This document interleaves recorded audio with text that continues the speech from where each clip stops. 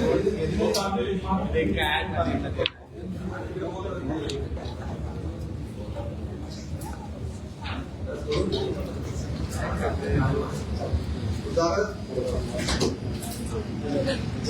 पत्रकार बांधवांना सगळ्यात पहिल्यांदा नमस्कार. परत दिवसानंतर आपली या ऑनलाईन भेट होत आहे. आजची जी प्रेस ब्रीफ आहे त्या प्रेस ब्रीफमध्ये गेले काही महिने दिवस पुणे क्राईम ब्रांच आणि 2/7चे अधिकारी अंमलदार असा पुणे पोलीसचा स्टाफ अँटी नार्कोटिक्स ऑपरेशन साठी काही गुन्ह्यांचा पाठपुरावा करत होता. आपल्याला सगळ्यांना माहिती आहे की 2024 मध्ये आपल्याला एक मोठी कारवाई करण्यात आली होती, ज्याच्यामध्ये मेट्रोट्रॉन एफडी वरती जी कारवाई झाली होती त्यामध्ये काही लॅब उद्ध्वस्त झाल्या होत्या, काही फॅक्टरीची ठिकाणं आपण रेड केली होती. सद्यस्थितीमध्ये शहरामध्ये तरीही छोट्या छोट्या प्रमाणामध्ये अशा पद्धतीची तस्करी चालू असल्याचं आम्हाला आलं. त्याच्यातून काही गुन्हे दाखल झालेले आहेत आणि त्या दाखल गुन्ह्यांचा पाठपुरावा करत असताना ही गोष्ट अत्यंत महत्वाची होती की हा सगळा जो मुद्देमाल येतोय किंवा हे ड्रग्ज येत आहेत तर ते कुठल्या भागातून येत आहेत त्याचा पाठपुरावा करणं गरजेचं होतं. त्याच्या मागचे जे इतर आरोपी आहेत त्यांचा शोध घेणं गरजेचं होतं आणि ते सगळं करत असताना CR number 11/26 Chandannagar police station 6 जानेवारी 2026 ला दाखल घडलेली घटना आणि त्याच्यावर दाखल असलेला गुन्हा आहे ज्याच्यामध्ये 120 ग्रॅम एफडी जप्त करण्यात आली होती. त्यानंतर CR number 21/26 Kharadi police station ची हद्दीमध्ये असलेली घटना आणि त्यामध्ये दाखल असलेला गुन्हा ज्याच्यामध्ये 27 ग्रॅम एफडी हा पकडण्यात आला होता. या दोन्ही कारवायांमध्ये क्राईम ब्रांचचे अँटी नार्कोटिक्सचे अधिकारी अंमलदार समाविष्ट होते. त्यांनी चांगली कारवाई करून तिथे गुन्हे दाखल केलेले. त्या गुन्ह्यांचा पाठपुरावा करत असताना झोन 7 सोबत काम करत असताना झोन 7च्या टीमने अधिकारी अंमलदारांनी अत्यंत चाणाक्ष पद्धतीने आणि इन्व्हेस्टिगेशन स्किल्सचा पुरेपूर वापर करून या सगळ्या गुन्ह्यांच्या मागे या तस्करीच्या मागे जे रॅकेट चालते त्या रॅकेटला उघडकीस आणण्याचा हा प्रयत्न यशस्वीपणे पार पाडून दाखवलेला आहे. मला असं वाटतं की याच्या पुढची जी माहिती आहे आपल्याला ती आपल्याला 2/7चे DCP साहेब श्री शोभा मुंडे हे देतील. खराडी पोलीस स्टेशन येथे 3/2/2026 येथे एक 27 ग्राम मेफेड्रोन तस्वीर पकडण्यात आला होता. त्यामध्ये सापळा ज्यावेळेस असला होता त्यावेळेस 2 आरोपी ज्यामध्ये आपण आता केले होते. पहिली साईड एका दाखवा 2 सारोते साईड यामध्ये 2 आरोपी यामध्ये आपण अटक केले होते. मोतीसिंग मुकेश मोतीसिंग उर्फ मुकेश श्रवणसिंग राजपुरोही व हरीश उर्फ हरिराम सुजनाराम निवासी हे 2 आरोपी आपण अटक केले होते. त्यामध्ये 27 ग्रामचा एफडी आपण हस्तगत केला होता. एक काढून आली होती. त्यामध्ये आपण तांत्रिक तपास केला, आरोपीचे इंट्रोगेशन केलं. त्यातून एक लिंक निष्पन्न झाली. त्या लिंकच्या अनुषंगाने एक आरोपी निष्पन्न झाला ज्याचे नाव हे योगेश उर्फ मनीष बिश्नोई राहणार राजस्थान असे होते. त्या आरोपीला सापळा रचून आपण बालाजी ट्रेडर्स गिफ्ट शॉप येथे आपण एक त्यांना त्याच्यावर सापळा रचला आणि त्याकडून 151 ग्राम मेफेड्रोन 30,20,000चा मुद्देमाल आपण हस्तगत केला. त्यामुळे त्याला अटक करण्यात आली. त्यावेळेस त्याचा तांत्रिक तपास केला, त्याचं इंट्रोगेशन केलं. त्यावेळेस असं आढळून आलं की त्यासोबतचा अजून एक साथीदार हा राजस्थानहून आला होता डिलिव्हरी अशाच प्रकारची डिलिव्हरी देण्यासाठी. त्यालाही सापळा नसून आपण अटक करण्यात आपल्याला यश आलं. त्याचे नाव सचिन उर्फ SK रमेश कुमार बिश्नोई राहणारा राजस्थान याला मुंबई परिसरातून आपण 4,65,000 रोख रकमेसोबत ताब्यात घेतलं होतं. त्याची चौकशी केली. त्या चौकशीमध्ये निष्पन्न झालं की हे जे 4,65,000 रुपये त्यातून हस्तगत झालेले आहेत ते बेसिकली ड्रग्सच्या डिलिव्हरीतून निष्पन्न झालेले आहेत. त्याचा सखोल तपास केला आणि ताबडतोब पुढची लिंक निष्पन्न केली. त्यामुळे त्याने हे जे ड्रग्स डिलिव्हर केले होते त्या आरोपीला आपण ताब्यात घेतलं आणि अमित सुनील फुले राहणारा मांजरी याला अटक करण्यात आलं.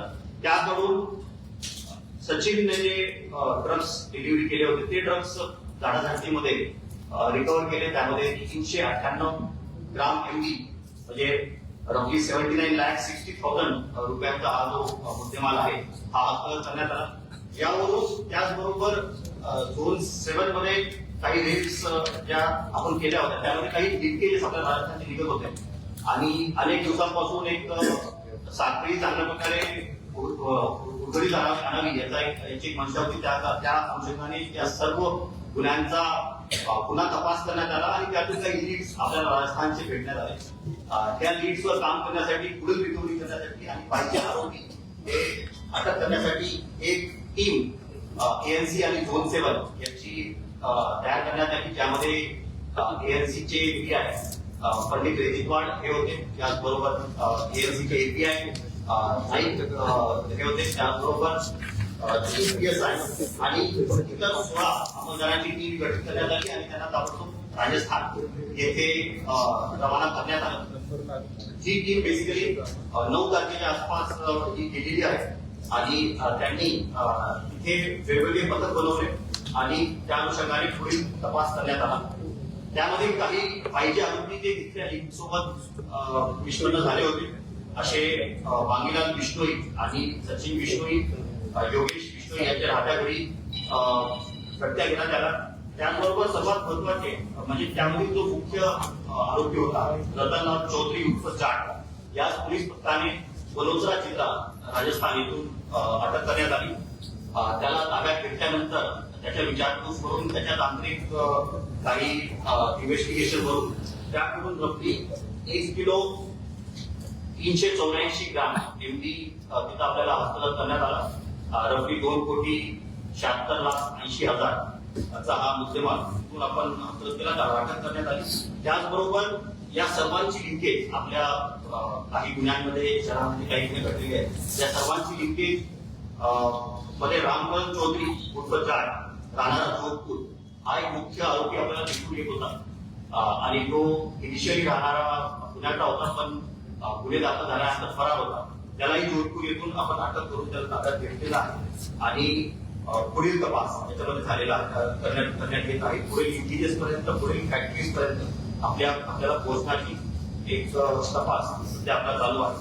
यामध्ये टोटल मुद्देमाल ज्यावेळेस आपण बघतो तर 1 किलो 960 ग्राम पेट्रोल या पूर्ण इन्व्हेस्टिगेशन मध्ये आणि ऑपरेशन्स मध्ये आपण हस्तगत केलेला आहे. याची किंमत 3,92,92,00,000ची आपल्याला दिसून येते. काही पुण्यात वापरलेल्या गाड्याही आपण जप्त केलेल्या आहेत. एकूण मुद्देमाल टोटल 4,27,09,000 असा मुद्देमाल आपण टोटल हस्तगत केलेला आहे. यामध्ये पुढील तपास चालू आहे. काही फरार आरोपी आहेत त्याच्यावरही पुढील तपास चालू चालत राहील. यामध्ये पंडित रेजितवाड यांची पूर्ण टीम, त्याचबरोबर साडी पोलीस स्टेशनची टीम, झोन 7चे इतर डीबी स्टाफ यांनी ऑलमोस्ट 7 दिवस एकदम कठीण परिस्थितीमध्ये राजस्थान येथे त्यांनी तपास केला. तिथे अनेक जागी सट्टा घ्यावा लागला, लोकल पोलीसची मदत भेटली आणि चांगली रिकव्हरी केलेली आहे. चांगली लिंकेजेस तिथे केलेली आहे.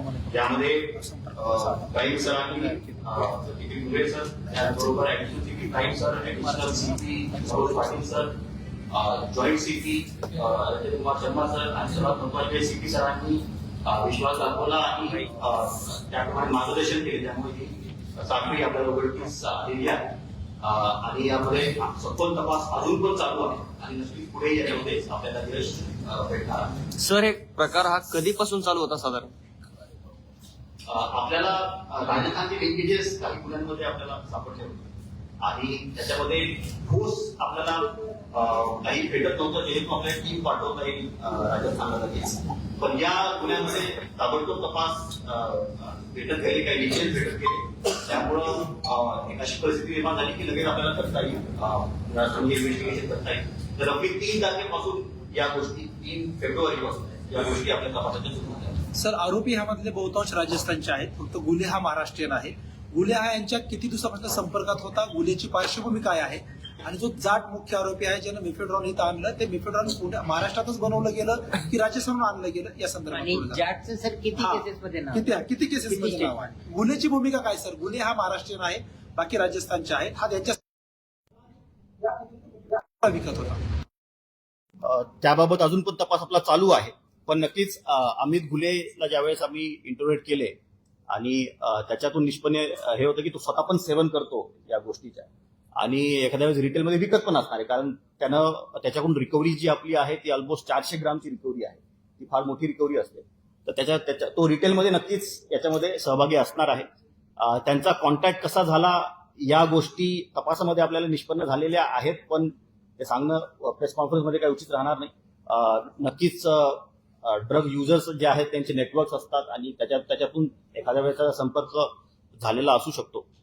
जो जाट आहे, जो बाहेरून आपण अटक केलेला आहे, तो जो रामकरण जाट आहे, त्याला 2 गुन्ह्यामध्ये आपण निष्पन्न केलेलं होतं याच्या अगोदर आणि तो त्यावेळेसपासून फरार होता.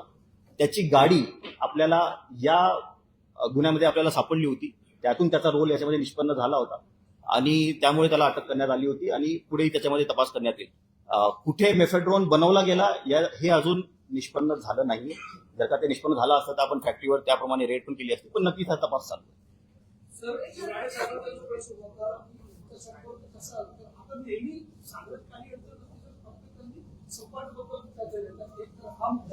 आणि दुसरा ही जी गाडी आहे जी आपण जप्त केलेली तर ती आरोपीच्या नावाची आहे का चोरी गाडी आहे? जी स्विफ्ट गाडी आहे, जी पहिल्या रेडमध्ये जी हस्तगत करण्यात आली होती, ज्यामध्ये 27 ग्राम MD आपल्याला सापडला होता, ती आरोपीच्या नावावर नाहीये, पण हे निष्पन्न झालेलं आहे की त्या गाडीचा आणि त्या आरोपीचा डायरेक्ट लिंकेज आहे.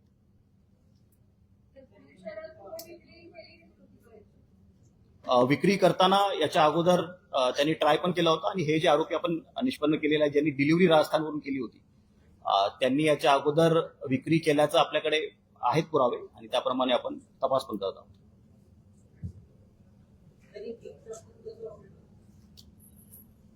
गिफ्ट शॉपमध्ये त्याला डिलिव्हरी दिली जात होती.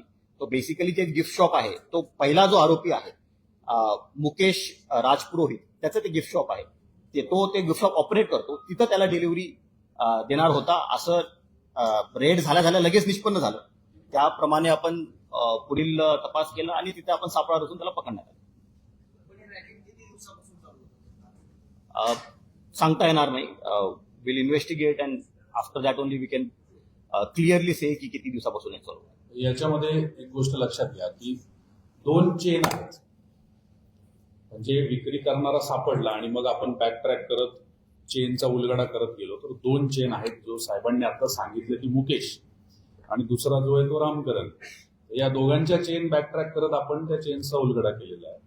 आणि त्याच्यामध्ये आता उदाहरणार्थ रामकरण आहे, तर त्याच्यात तो आपल्याला अजून एका गुन्ह्यामध्ये पाहिजे होता. वाहतूक करत होते ते कुठल्या पद्धतीचे काही ऍडव्हान्स्ड सॉफ्टवेअर्स वापरत होते का, सॉफ्टवेअर म्हणजे ऍप्स वापरत होते का, एकमेकांशी संवाद कसा साधत होते, तर या सगळ्या गोष्टी ज्या आहेत त्याचा तपास चालू आहे. आत्ताच आपल्याला आपल्या टीम्स या परत आल्या ते 2-3 दिवसांपूर्वी आणि त्यांच्या तपासाचं अजूनही जे डायरेक्शन आहे ते अजून पुढच्या दिशेने आहे की ज्याच्यामध्ये आपल्याला बऱ्याच गोष्टींचा उलगडा होणार आहे. त्या अंती आपल्याला या गोष्टींची अधिक माहिती देता येईल.